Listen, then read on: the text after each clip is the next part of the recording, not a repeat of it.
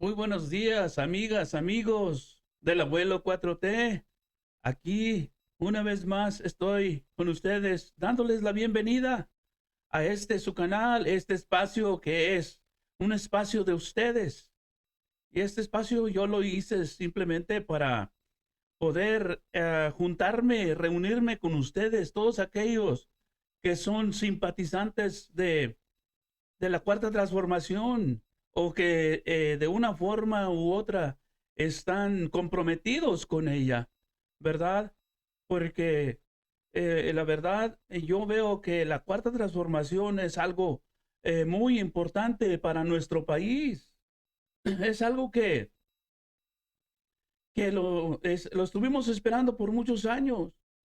Nuestros familiares, nuestros padres, que ya no están con nosotros, pero que lo miraron así a distancia y miraron que cosas buenas podían suceder en nuestro país. Nuestros familiares, algunos tenían periódicos ahí arrumbados porque no eran periódicos muy populares, porque eran periódicos de izquierda y por ahí los tenían arrumbados. Yo me acuerdo que un tío mío tenía un periódico que se llamaba Alianza, pero me acuerdo muy vagamente, estaba yo muy niño cuando yo miraba que él tenía un montón de periódicos con ese nombre, ¿verdad? Entonces, pues era que a lo mejor tenían la esperanza de que un día México cambiara y que no estuviera así en tanta pobreza. A ellos les tocó vivir en una pobreza muy cruda y pues tuvieron que salir de donde estaban. Ellos estaban en un rancho y pues ya ven, en los ranchos a veces en aquellos tiempos no había forma de educarse, no había eso pues ir a la escuela hasta tercer grado, acaso no había este, ah, más posibilidades ahí. Había un solo salón y había una maestra o un maestro y nada más les daba hasta tercer grado. A ellos así les tocó, ¿verdad? Cuando yo ya fui a la escuela, pues ya había había sexto grado y había secundaria. Y oía yo decir de las normales y todo eso, ¿verdad? Pero la verdad, estábamos poco informados nosotros de todo lo que consistía a la educación, pues venimos de un extracto de gente que era muy pobre, muy humilde. Y pues a mí me tocó llegar nada más hasta sexto grado, porque pues en ese tiempo era de que hay que ayudar a la casa, hay que ir a buscar el sustento. Y pues mi jefe, él trabajaba, pero lo que él ganaba, pues era muy poco. Y estábamos recién llegados a la ciudad. Era una ciudad pequeña, pero había poco trabajo también. Él, trabajaba en la construcción y, a veces que no había trabajo en la construcción, se iba a vender paletas o se ponía a vender nieve o lo que fuera. El asunto era traer el sustento a la casa. Y entonces mi mamá decía, pues van a tener que ustedes salir a vender. Y nos mandaba a la tienda.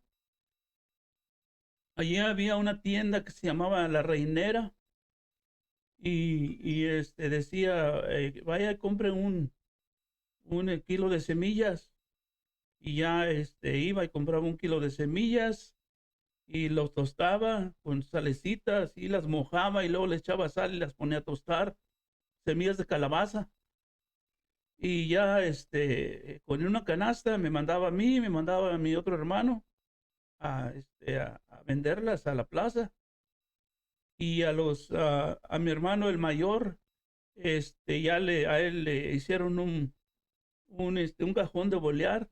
se lo surtieron con anilina y una crema que se le ponía a los zapatos para sacar brillo, así para, no sé cómo se le podría decir a esa crema, era como una pasta. Me acuerdo que eran unas cajitas así como portolitas de sardinas, ¿verdad? De esas redondas, pero se abrían fácil y lo agarraban y le hacían así, a ver cómo les enseño, así le hacían con los dedos y luego ya lo untaban en el zapato. Y entonces, y pues unos trapos y la anelina, una brochita para echarle la anelina y luego, después, ya, sacarle brillo. Y a mí me gustaba mucho oír cuando rechinaban y a veces la tronaban así, le daban un tirón fuerte así y tronaba el trapo.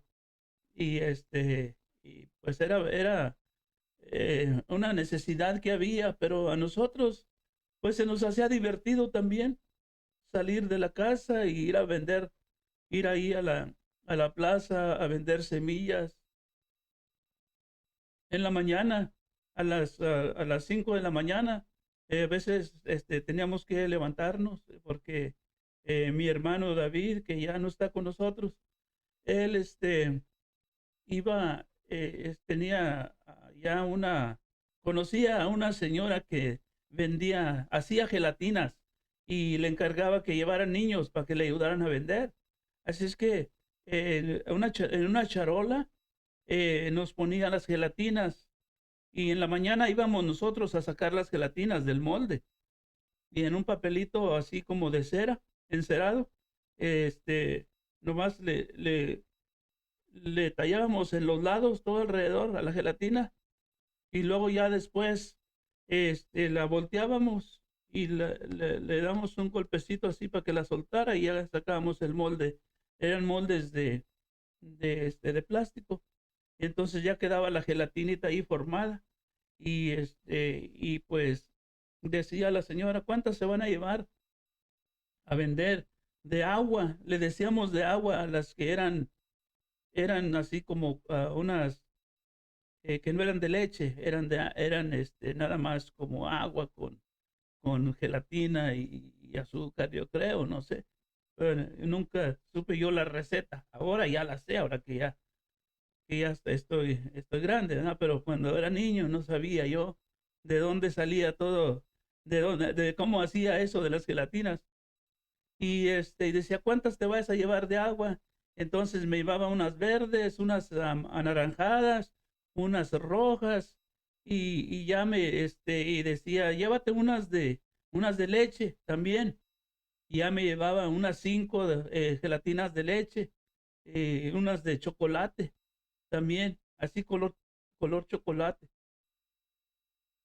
Y nos íbamos a la calle a vender. Y había unos niños que ya nos conocían el grito en la mañana, porque íbamos por la calle, íbamos gritando, ya hay gelatinas, y ya hay gelatinas.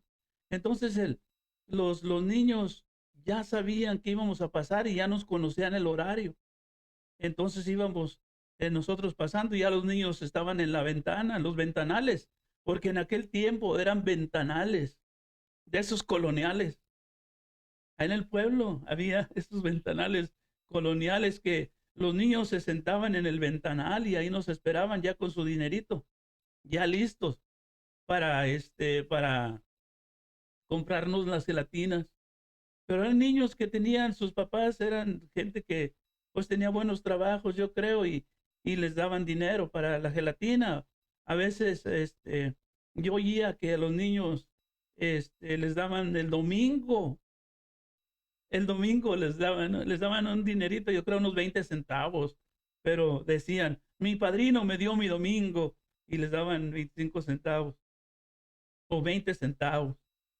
Y, y yo nunca tuve padrino, porque como nosotros fuimos nacidos en un hogar de cristianos, pues ahí no se acostumbra a bautizar a los niños. Entonces, pues, no tenía padrino para que me diera dinero. Y los demás niños sí, decían, mi padrino me dio y mi padrino me dio. Y yo, pues como no tenía padrino, pues no tenía yo, o sea, no teníamos domingo. Y pues es que también, viendo la situación en que estábamos, era muy difícil. Mi papá, cuando llegamos, él llegó a rentar un lugar donde pudiéramos vivir nosotros. Llegamos llegamos en una vecindad, estábamos viviendo en una vecindad. Era como un mesón ahí en la ciudad de Matehuala, San Luis Potosí. Le llamaban el Mesón San Miguel. Y yo tenía 7 años yo cuando eso sucedió. Y yo recuerdo que ahí mi mamá tenía compró unos pollitos para crecer gallinitas ahí pues que pusieran el huevito así. Y me acuerdo que un vecino tenía una marrana colorada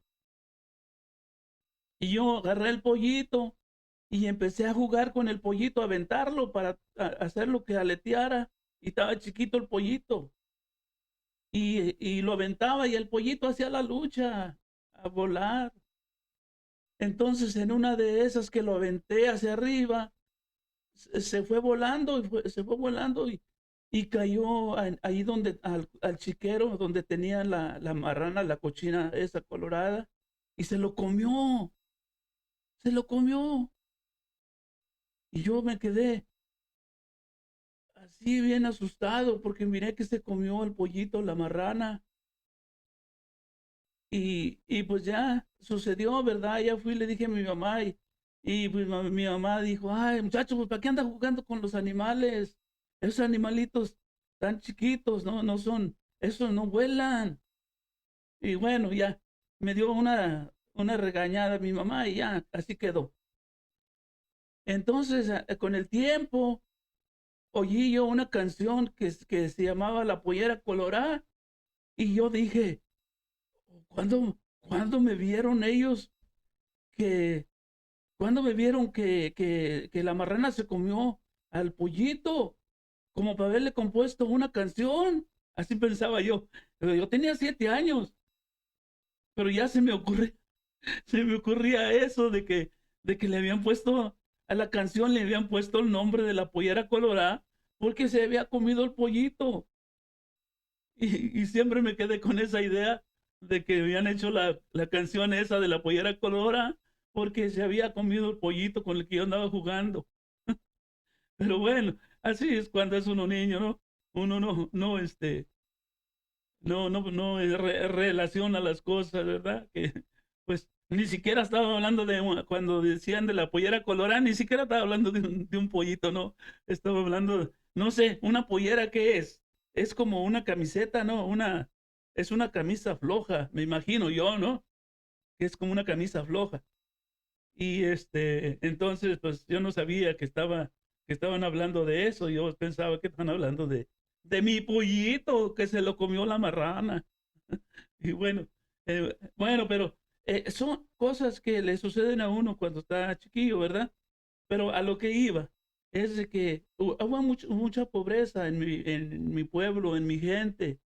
Por eso es que yo, a veces cuando yo estoy haciendo algún contenido, y de repente me entra coraje, me entra indignación por ver que había pobreza en aquellos tiempos cuando nuestros padres tuvieron que sacarnos de ese lugar, porque dijo mi papá, yo no quiero que ustedes sean ignorantes, yo los voy a sacar de aquí, me los voy a llevar al pueblo para que aprendan a leer y a escribir, porque hay mucha ignorancia aquí.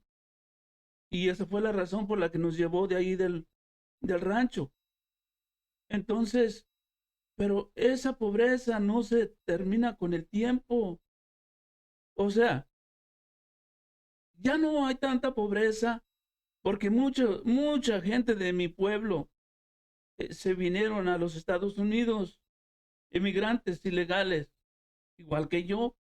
nos vinimos ilegalmente, pero al tiempo salió la oportunidad de que nos legalizáramos y ya estamos legalmente acá en Estados Unidos, pero la gente está mandando dinero a sus familiares porque varios familiares míos que son de mi edad ya se regresaron ahí al rancho y pero ellos cuando llegan allá pues ya llegan con otra mentalidad porque ya vivieron acá en Estados Unidos y ya saben que las casas no tienen que ser casas de adobe, las casas no tienen que ser, no tienen por qué ser nada más casas con techo de sotol, jacales, techos de palma o de palos.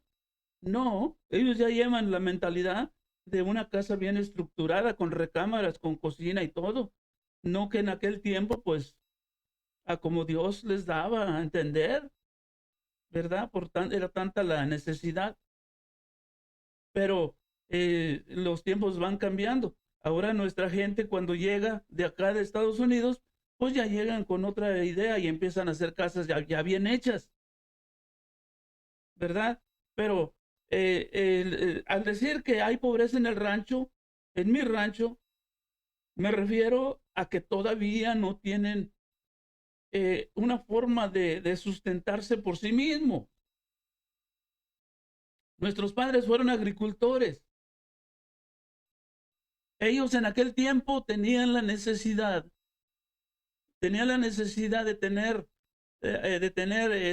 agua para su siembra.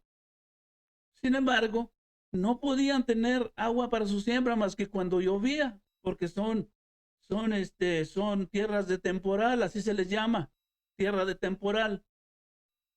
Eran tierras de temporal y solamente cuando llovía era que había que sembrar o había que levantar sequías en tiempo de que no era tiempo de lluvias, levantar sequías y tener todo preparado para cuando se vinieran los tiempos de aguas, el agua corriera hacia sus parcelas.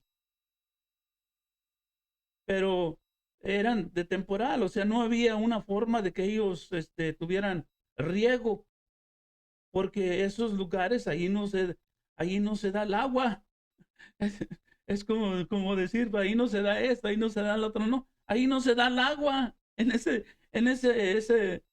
todo eso, ese vallecito de ahí a la orilla de la 57, desde, pues será desde Entronque, será desde Entronque hasta Matehuala. Bueno, no, a lo mejor no hasta Matehuala, porque se me hace que ya en Rancho de Abajo ya hay tierras que son de riego, creo, no estoy seguro. Pero todo eso, hasta la bonita, de perdido hasta la bonita, el mezquite, por ahí, todo eso, esos ejidos han sido abandonados, han estado abandonados, no hay para sembrar de regadío porque no hay agua ni para tomar.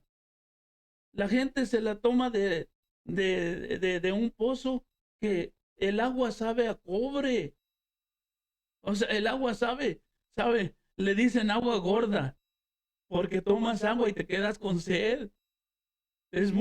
No sé, o es muy liviana o es muy pesada. Algo, no sé qué es lo que tiene, pero no te sientes satisfecho cuando tomas esa agua. Entonces la gente, pues, cuando llueve, pues colectan el agua de sus techos en un tambo o en una pileta o algo, ¿no? Y luego ya esa agua la utilizan para lavar o para cocer los frijoles, porque con el agua llovediza los frijoles quedan más blanditos. Eso es lo que yo oigo decir, ¿verdad? A las señoras de la casa, ¿no? No que yo haya cocido frijoles, ¿no? He oído yo decir a las amas de casa de ahí de esos ranchos de que de que cuando cocen los frijoles con ese tipo de agua, se cocen mejor que con el agua del pozo. El agua del pozo es un agua muy dura, tal vez. No sé cómo será. Pues nosotros le llamamos agua gorda. Tiene un saborcito como a cobre, así, que no te satisface. Te tomas un vaso de agua y con unas ganas, vienes del solazo y te echas un pocillo, así le dicen pocillo, unas tazas así ¿cómo le llaman a eso? De peltre, están cubiertas como de peltre. Y, y te echas, agarras el vasote, fíjese, antes de esos vasos nosotros tomábamos agua en un bote de esos de aceite, de eso que en la carretera los carros se paraban a hacerle cambio de aceite a los carros y había unos botes que eran de lámina. Entonces esos botes los agarraban la gente de ahí del rancho, se encontraba un bote de esos, se lo llevaba al rancho y lo limpiaban bien, lo lavaban, lo desinfectaban bien y lo utilizábamos como un vaso para tomar agua, porque porque había pobreza ahí, ¿no? No había para estar comprando vasos o tazas en la ciudad. Entonces, de lo que había de ahí, de eso allí, se acomodaba uno a la necesidad. Entonces, eh, decía yo, agarras el vasote grande de al litro, lleno de agua, y dices, porque agarras del agua gorda, y dices, ah, qué agua tan rica se ve, ¿no? Pero cuando te la tomas, te la acabas y te quedas todavía con una sensación acá en el estómago, que no estás a gusto, ¿no? Y cuando tomas agua de la llovediza, pues te sientes mejor. Tal vez porque nosotros antes, más antes, cuando éramos niños, tomábamos agua del aguaje, así unos bordos que se hicieron para hacer como un tipo presa. Allá le llamábamos tanques o estanques. Mi mamá iba al tanque y traía agua y de ahí tomábamos. O cuando andábamos allá entre el monte salíamos con los primos a cuidar las cabras. Cuando regresábamos, llegábamos al aguaje y nos tiramos de panza y junto con las cabras nos poníamos a tomar agua. Así, o sea, una pobreza extrema, que no había recursos. Sí había recursos, había muchos recursos, hubo muchos recursos, pero a esas comunidades no llegaba. ¿Por qué no llegaba?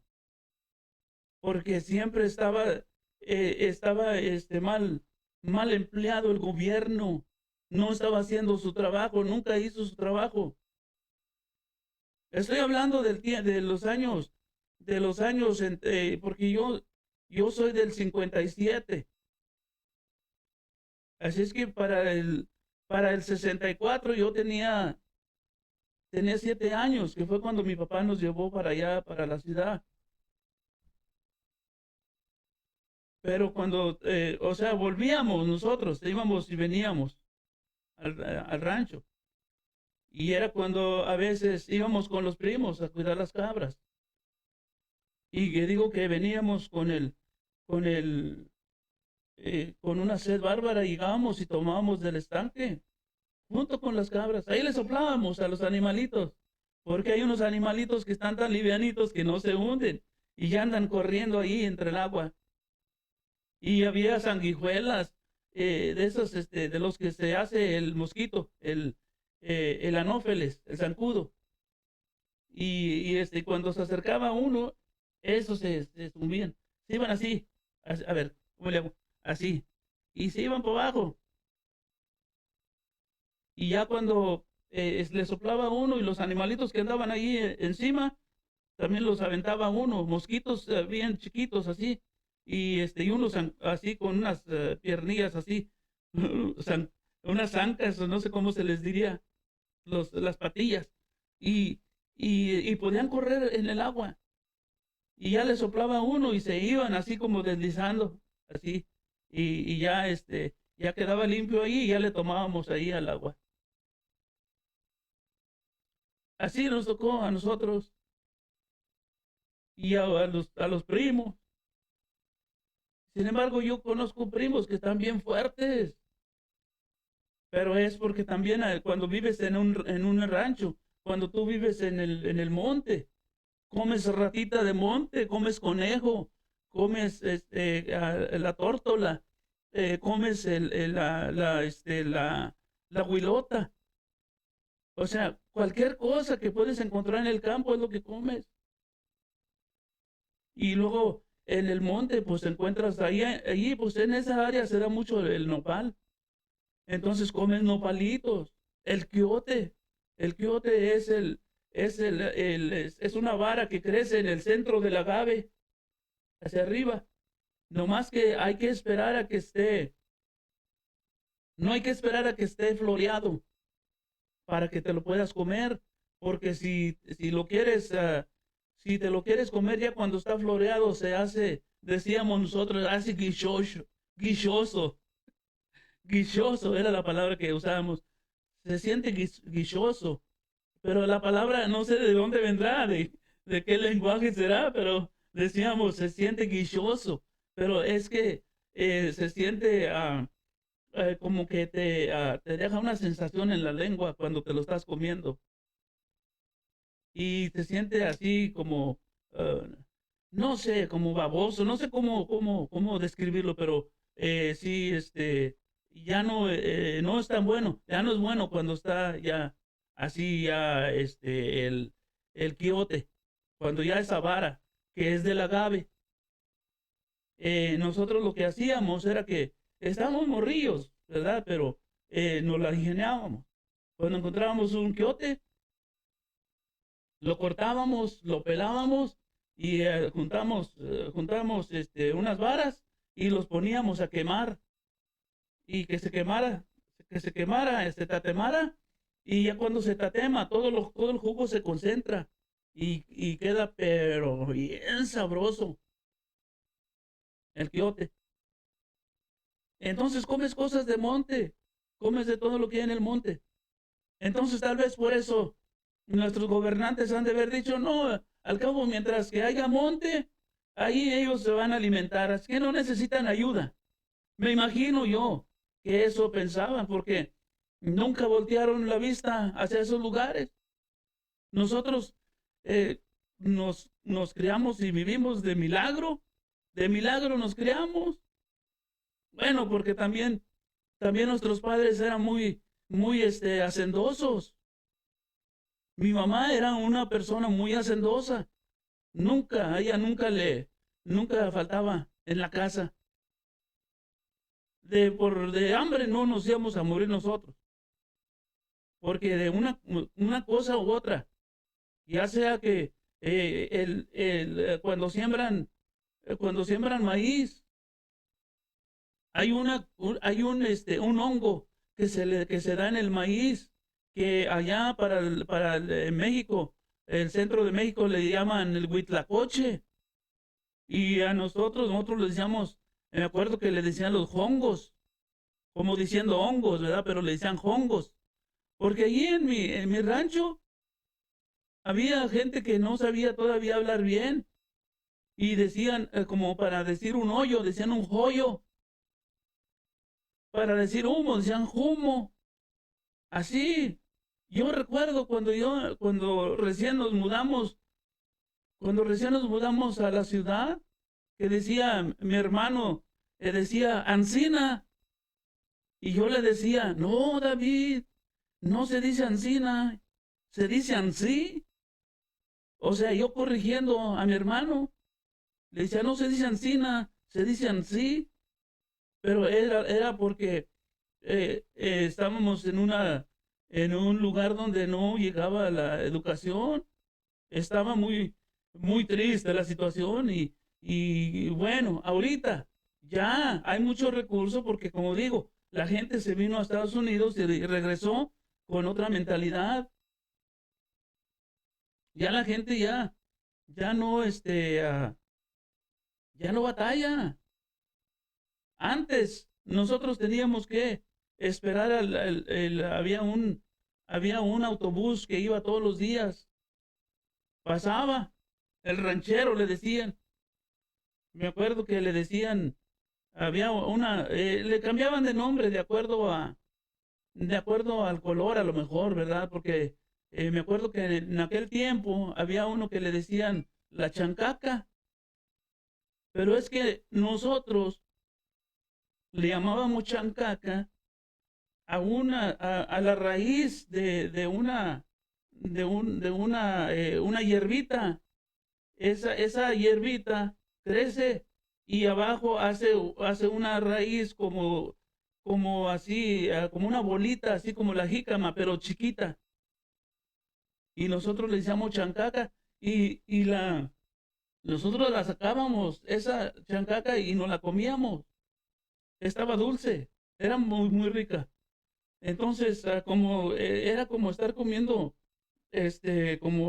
jícama, pero tenía otro sabor, pero sí, un saborcito así ferroso se sentía en la lengua, así como ferroso, pero nos gustaba.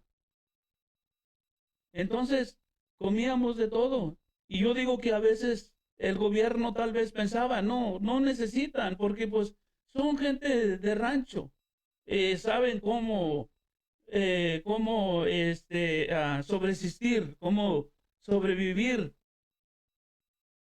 Y tal vez por eso no llegaban los recursos a esos lugares. Pienso yo, ¿verdad? Porque pues esos lugares estuvieron muy abandonados, muy abandonados. Hasta ahorita no hay agua. Hasta estas fechas no hay agua ahí. Han hecho pozos, ya hicieron un pozo, pero los candidatos cuando quieren votos van y prometen. Tal vez les prometieron un pozo, ya se los hicieron el pozo, pero no completan las obras. No tiene motor. Sí tiene motor, pero lo tienen que correr con un generador porque no tiene electricidad. Y ya hay electricidad en el pueblo. Nada más que como está alejado del pueblo, del último poste, pues entonces no lo han electrificado. Entonces tiempo ya, es tiempo, pero no, a lo mejor están esperando que haya elecciones. A lo mejor con estas elecciones de este año, de ahora, de esta veda electoral, a lo mejor se van a comprometer y van a meter la electricidad, porque eso es cuando hacen algo, es por algo, no porque les interese el pueblo, no porque quieran sacar adelante a esa comunidad, no, es porque tienen que sacar algo de ahí. Entonces, yo digo que eso está muy mal, muy mal. Y ya estuvimos muy mal durante mucho tiempo. Esa área está muy mal. Necesitan hacer algo. La tierra es muy buena. Puede haber mucha riqueza ahí si hubiera agua. Pero ¿quién se va a tomar ese trabajo? El gobierno debería de hacer algo. Allá arriba en el cerro hay un ojo de agua. Es un ojito de agua. Siempre hay agua ahí. ¿No podrían bajar esa agua? Es un manantial. No se va a terminar el agua porque es un manantial. Si acabas el agua, sale más agua. Esos son los manantiales. No tiene tal vez agua. Es arriba en el cerro. No tiene, digamos, que esté borbollando y que salga hacia abajo, hacia la comunidad, ¿no? Como un río, ¿no? Pero pero siempre tiene agua. Tiene años y no se seca.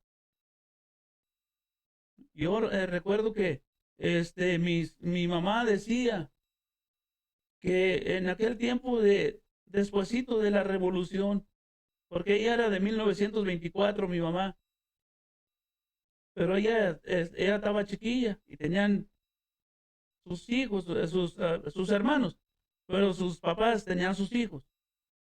Y dice que cuando venían los federales, nomás se oía el grito, decían, ahí vienen los federales, y a correr, se iban a esconder allá en el cerro, la gente, allá al ojo de agua, y allá se quedaban hasta que ya se iban los federales, porque llegaban ahí y hacían rancho ellos, los federales ahí, hacían rancho, se quedaban. Hacer rancho para los militares es como llegar y establecerse ahí por unos días.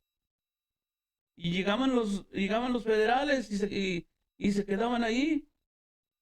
Dice mamá que cuando, cuando dijeron, ahí vienen los federales, salieron todos corriendo y dejaron ahí a mi tío Pedro. Y tuvo que regresarse mi abuelita por él, porque se le olvidó el niño, el de cuna. Entonces, y llegaban los federales. ¿Y qué hacen los federales? Saqueando. Saqueaban. En lugar de, bueno, era porque a lo mejor estaban en una lucha. Pero ¿qué decían? Ya le tenían miedo a los federales la gente. Le tenía miedo a los revolucionarios la gente. Porque llegaban nomás, llegaban y decían, esto queda confiscado para la revolución. Y les quitaban sus pertenencias. Cualquier cosa que pudieran ellos tener, se lo quedaban. Porque quedaba confiscado para la revolución. Y ya fueran federales, ya fueran carrancistas, ya fueran villistas, fueran lo que fueran. De todas maneras, por eso mismo cuando alguien se roba algo, dicen, no, hombre, se lo carranció. Así, porque llegaban los carrancistas y se llevaban las cosas sin pedirlas, nomás decían, esto está confiscado para la revolución. Así decía mi mamá, que, así, que era la forma de que actuaban esa gente, y ya le tenían miedo, porque hasta las muchachas se andaban llevando.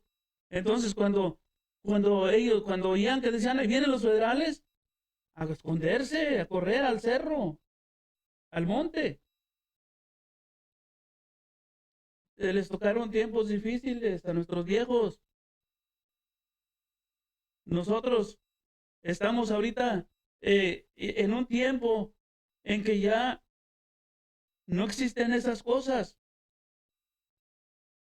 pero también estamos llevando a cabo una revolución para ya evitar el saqueo, porque como en aquellos tiempos les quitaban sus cosas, ahorita también el pueblo tiene derecho a ser feliz. Y estos ingratos le están robando la felicidad. Muy triste, pero es lo cierto. Digo, ellos, los que están bueno, estuvieron por muchos años en el poder, pero no son solamente ellos. Ahorita ya no son nada más ellos, ahora son ellos más los empresarios, gente que obtuvo mucho dinero de una forma ilícita o de una forma lícita, de la forma en que lo hayan hecho. ¿Eso qué importa? Lo que importa es que están en contra de la transformación. El presidente Andrés Manuel López Obrador nos ha llamado a una revolución pacífica, a la revolución de las conciencias. Nos ha llamado a una revolución donde todos tenemos la necesidad, que entendamos que todos tenemos necesidad de cambiar. No nada más el gobierno, es una necesidad que tenemos todos los mexicanos. Todo el mundo, no nada más los mexicanos. Todo el mundo. Tenemos necesidad de cambiar nuestra forma de vivir, nuestra forma de actuar. ¿Y qué dicen los opositores al gobierno? No quieren el cambio. Quieren que todo siga igual. Quieren seguir robando, quieren seguir saciándose ellos sus bolsillos. Como que si se fueran a llevar algo cuando se van a morir. Cuando se vayan ellos de este globo terráqueo, que se mueran, no se van a llevar nada. Porque la mortaja no tiene bolsillo. Y siguen juntando riquezas que no se terminan en 3 vidas. Siguen acumulando como si fueran a vivir para siempre. Acumulan tanto que mandan a sus hijos a universidades. ¿Y qué aprenden en las universidades? A ser igual que sus papás, a robar, a aprovecharse del pobre, a aprovecharse del necesitado, a aprovecharse del que tiene menos poder de convocatoria, porque ese es el problema. Ellos están apostando a eso. Cuando juntan a gentes para que los representen en algún partido político o en alguna senaduría o de diputados, ellos buscan gente que tenga poder de convocatoria para poder ellos obtener el poder. ¿Y para qué? De nada sirve, de nada. Todo en esta vida se acaba. Somos pasajeros en esta tierra, en esta vida. Nomás estamos de pasadita. Estamos de pasadita todo. Todo el que nace tiene que morir. Entonces estamos de pasada. Vivimos lo mucho 90 años o 100 años. Pero ya es doloroso vivir 100 años. Es doloroso vivir 100 años porque cuando eres joven tienes la fuerza para moverte e ir a donde tú quieres. Pero ya cuando entras en edad, ya de los 80 en adelante, empiezas a dar lástima. Ya tus familiares, si te tocó llegar a los 80 con una enfermedad, eres una carga para ellos. Al menos que eduques muy bien a tus hijos. Al menos que a tus hijos les hayas enseñado valores y virtudes. Entonces, puede ser que cuando tú llegues a la vejez de 80 años, de 90 años, y a lo mejor 100, si Dios te deja, a lo mejor cargan contigo y te cuidan. Pero a como se ve la juventud ahorita, es muy difícil. La verdad, yo veo un panorama muy oscuro para nuestros viejos, los de mi edad y los que vienen detrás de mí cuando lleguen a viejos, porque nos estamos olvidando de las virtudes, de los, de las, ¿cómo dice el presidente? De lo moral, de lo espiritual. Nos estamos olvidando de eso y estamos dejando que nuestros hijos se la pasen en un tablet, que se la pasen en un celular, nuestros nietos. ¿Y qué va a pasar? Pues que los viejos tienen sabiduría. Y yo me acuerdo que decía mi papá, decía, si quieres que tus hijos te vean bien cuando estés viejo, pues enséñales cosas buenas, acércalos a la religión. Última hora, última hora, si no llegan ellos a creer, de perdido vas a tener un hijo que va a cuidar de ti cuando estés viejo. Y eso es lo que sucede. Ahorita ya nuestros nietos ya están creados diferente. nuestros hijos se crearon diferente, nuestros nietos todavía más diferente, y se va perdiendo y se va perdiendo y se va perdiendo. Entonces es necesario, como dijo el presidente, recuperar esos valores. Esos valores los tiene nuestra gente, la de abajo, nuestros ancestros, los tuvieron, en alguna parte se conservaron. ¿Por qué tanto le tira al presidente a ir allá a aquellos lugares como Oaxaca, como Veracruz, por allá, aquello del sur sureste? Porque allá se conservó, no acá en el norte. Acá en el norte no, acá en el norte nos olvidamos de a tiro de nuestros ancestros. Pero esos valores están allá, la gente los ha mantenido como un tesoro. Y eso es lo que quiere recuperar el presidente. Y es necesario, si no cambiamos de mentalidad nosotros y desprendernos de esta vorágine en la que nos lleva todo la tecnología y todo eso, que nos está llevando como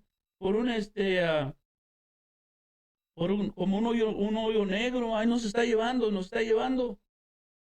Y eso va a ser nuestra propia destrucción, porque eh, se terminan los valores, aquellos valores que les inculcaron a ellos, que sus padres los tuvieron, se los inculcaron a ellos nos inculcaron a nosotros.